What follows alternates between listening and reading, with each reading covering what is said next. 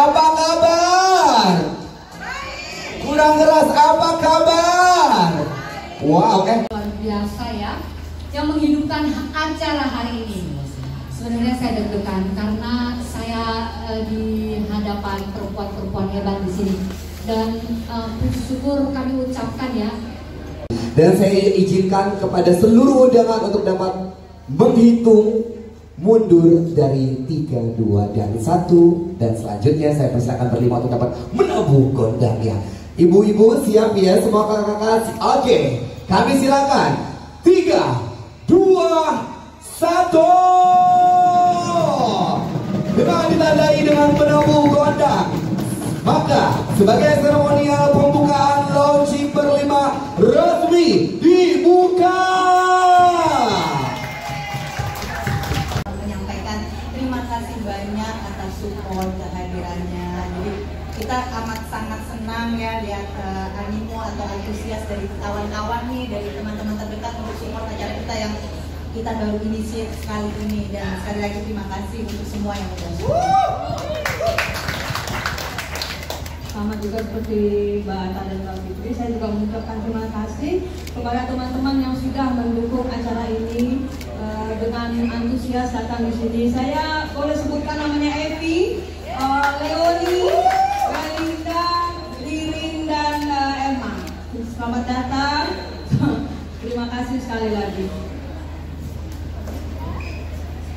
Saya juga sama mengucapkan terima kasih kepada teman-teman undangan yang sudah hadir menyempatkan di acara kami berlima. Terima kasih.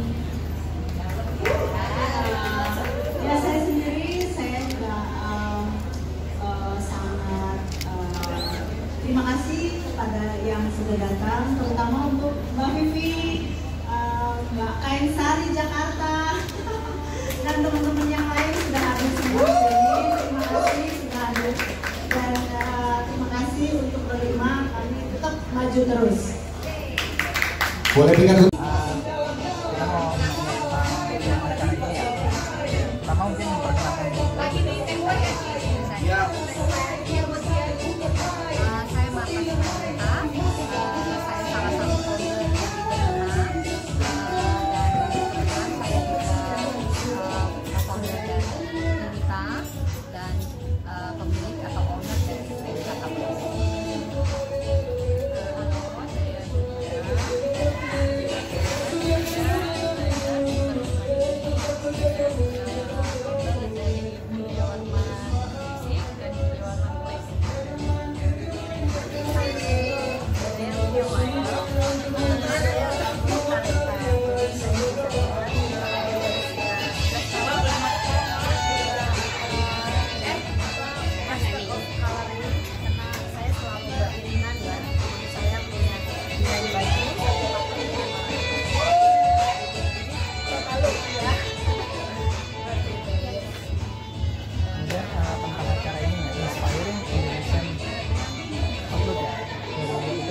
Apa itu?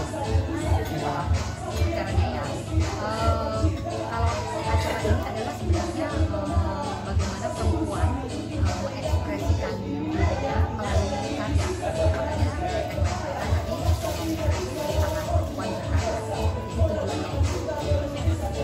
Terus disandingkan dengan ekonomi kreatif itu gimana? Kalau berbicara ekonomi kreatif kan wajar.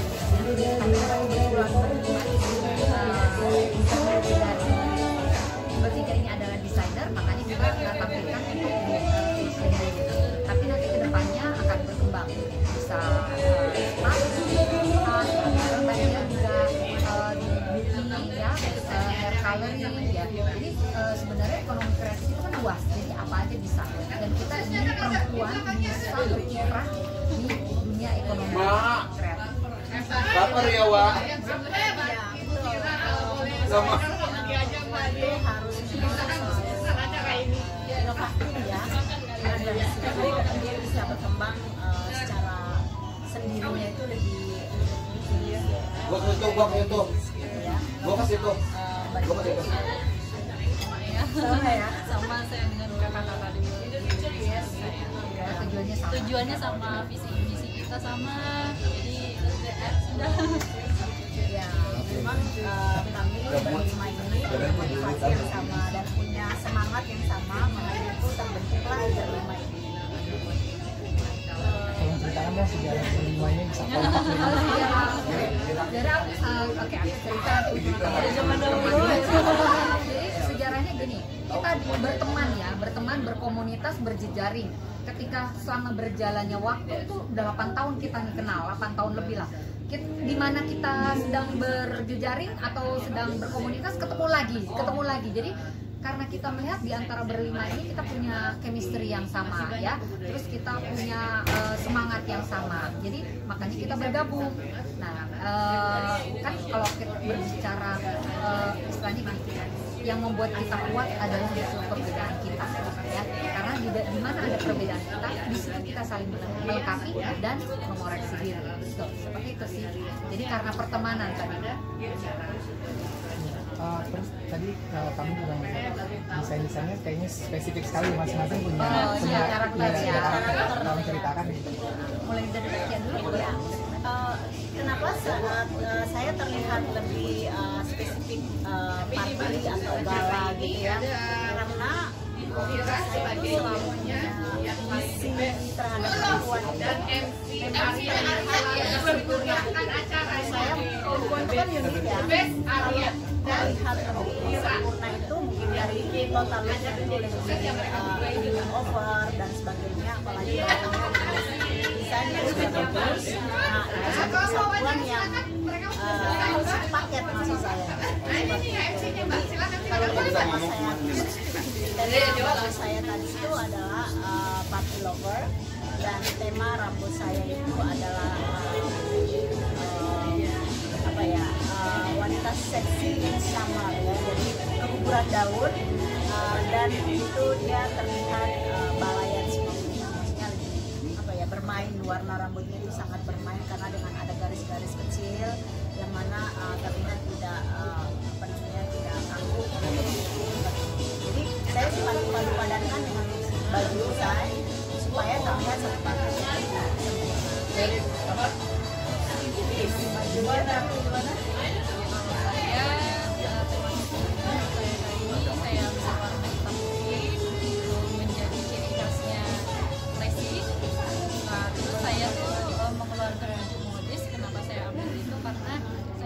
Memberikan sedikit perubahan untuk muslimah atau non muslim itu bisa pakai baju itu gitu, tetap modis seperti itu.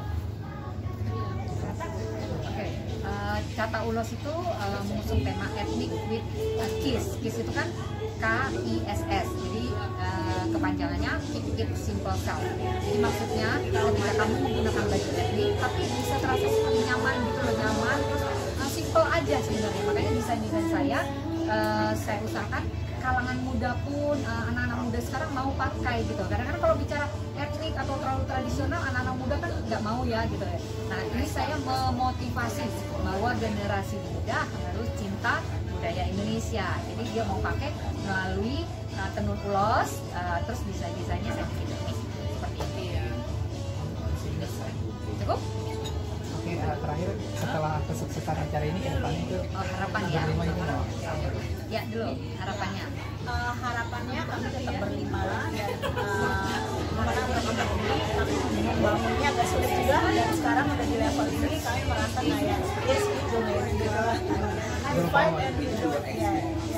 And harapan saya ke depannya itu ya mungkin dan baik lagi dari harapan kita dari yang kami pertama kali ini, terus kita lebih menampilkan desain-desain lebih menarik lagi gitu. Ya, makasih ya. Kedepannya lebih baik, menampilkan karya yang lebih baik lagi, lebih banyak orang lagi yang bisa bergabung sama berlima. Ya, kalau harapannya sih kita nggak hanya sampai ke sini ya, kita terus berkembang karena kita sudah bilang tadi berkomitmen. Jadi kolaborasi itu buat kita penting, dan penyamaan persepsi itu penting. Walaupun kita karakter berbeda-beda, punya skill yang berbeda-beda, tapi harusnya bisa saling melengkapi. Jadi harapannya berlima harus membuat program-program menarik, program-program yang bermanfaat buat perempuan Indonesia, dan kalau bisa di seluruh Indonesia ya. Yes. Ini model yang pertama sebagai detail pada motif kain baju dan celana rancangan Julio Warman. Kita bisa melihat sebuah ikon khas Indonesia yang terjadi dalam Flower of Indonesia. Dihias dengan bunga-bunga bangkai raksasa, bunga melati, bunga anggrek yang akan kita sebut dengan Spice of Indonesia.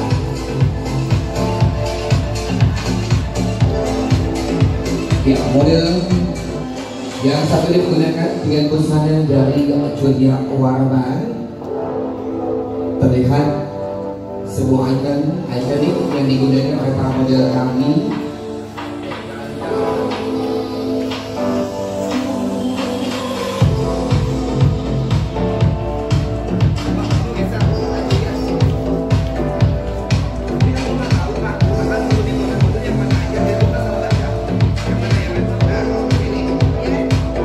Model berikutnya adalah sebuah ikon motif kain baju buah pala, bunga lawang dan lada cengkeh Bird of Indonesia yang kita saksikan sama-sama di depan.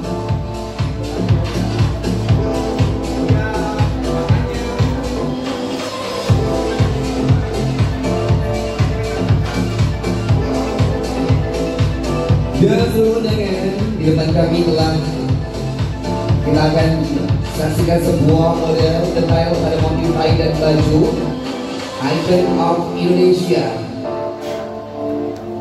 Candi Borobudur, ada motif monasnya, kemudian Pura Ulun Danau dan Jam Gadang, Icon of Indonesia menyatu dalam sebuah detail motif kain baju dari Julio Warman. Boleh kita tepuk tangan sekali lagi yang paling meriah untuk para model-model kami dengan mengusung motif kain yang ikonik khas Indonesia. Berikutnya model dengan busana berwarna putih Art of Indonesia. Terlihat ikonik sebuah motif wayang keris, gamelan, angklung, jalanan dan reog.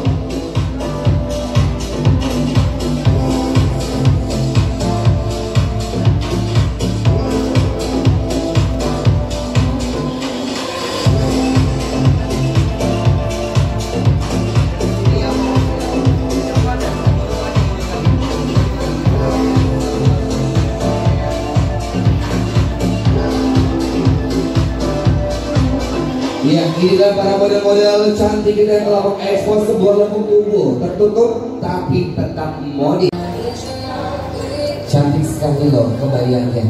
Ini filosofi kebaya yang tadi disampaikan, dipaparkan sepengetahuan asal muasal kebaya di Indonesia.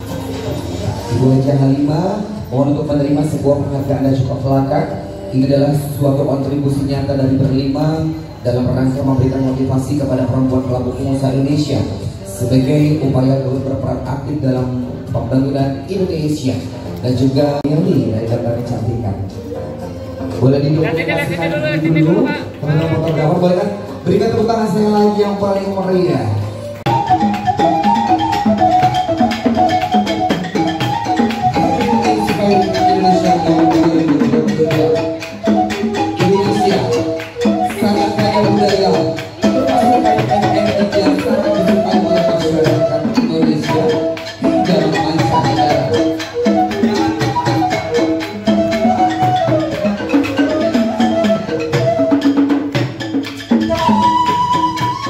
Kain ulos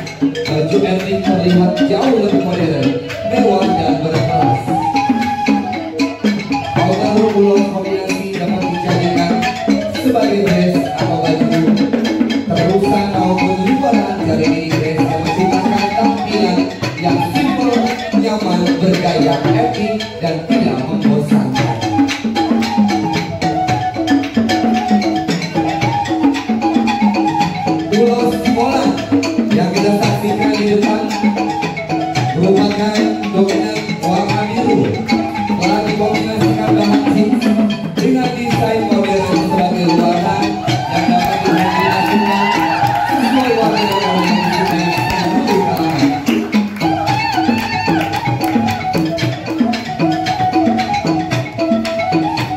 Desain otomobil hoodie muncul dengan kombinasi kerang serta cocok dengan bahan berkombinasi dengan variasi atau menjadi pilihan fashion show hari ini sebagai desain terbaru kata bagus. Salah satu cara dapat kita lakukan untuk mengekspresikan atau apresiasi hasil budaya negara kita yaitu dengan menggunakan dan menerapkan sebuah kegiatan sehari-hari. Hari ini agenda begitu ringan dengan itu berjalan alangkah dan gerimis polos menyapa tubuh berbalut ulos. Ijo pangihon ihodok, ulos pangihon iholok, yang artinya jika ijung adalah pengikat pelepah pada batangnya, maka ulos adalah pengikat kasih sayang antar sesama. Hadirin, kita sambut desainer kita. Inilah dia Ibu Marta. Ibu Marta selanjutnya merupakan Indonesia Movement Inspiring, mengusung sebuah Kebaya ini bisa kita bawa ke UNESCO sebagai warisan budaya tak benda Indonesia. Karena kita tahu sebenarnya kebaya ini tidak hanya di Indonesia, di negara-negara tetangga pun ada kebaya, terutama kebaya Encim. Jadi tetangga-tetangga kita ini seperti biasa juga sudah ingin bergerak mendaftarkan kebaya ke UNESCO. Jangan sampai kita keduluan lagi, karena yang sudah-sudah seperti batik, pencak silat atau apapun juga tetangga-tetangga kita ingin mengklaim bahwa budaya tersebut milik negara mereka. Memang sebetulnya Indonesia ini kan ada di dalam rumpun Melayu, jadi tetangga-tetangga kita rumpun Melayu. Jadi kita mempunyai budaya yang sama. Tapi kita jangan lupa bahwa Indonesia itu adalah sebagai negara tua. Jadi budaya-budaya itu asalnya adalah di kita, termasuk kebaya. Kenapa saya bisa bicara seperti ini? Mungkin saya jelaskan sedikit tentang perjalanan kebaya. Jadi memang belum ada tulisan ilmiah tentang kebaya di Indonesia. Tapi ada beberapa tulisan-tulisan, bahkan naskah-naskah kuno yang mengangkat tentang kebaya ini. Kebaya sudah disebut oleh bukunya Raffles tahun 1817. Jadi di awal abad ke-19 itu sudah tersebut kata kebaya. Jadi kita bisa bilang bahwa pada saat itu sudah ada kebaya di Indonesia. Nah, asal mula kebaya bentuknya seperti apa?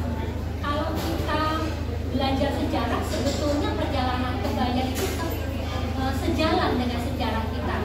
Dan kita tahu kita dulu dijajah oleh Belanda ratusan tahun.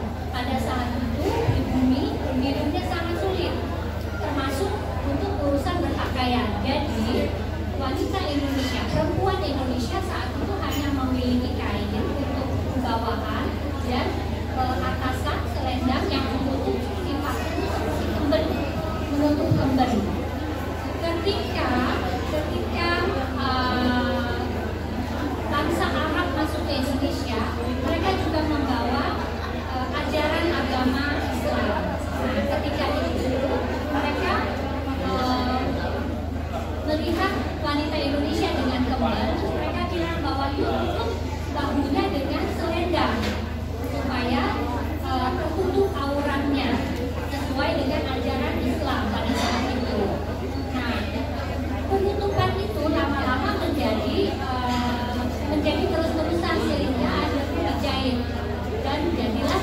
kebaya.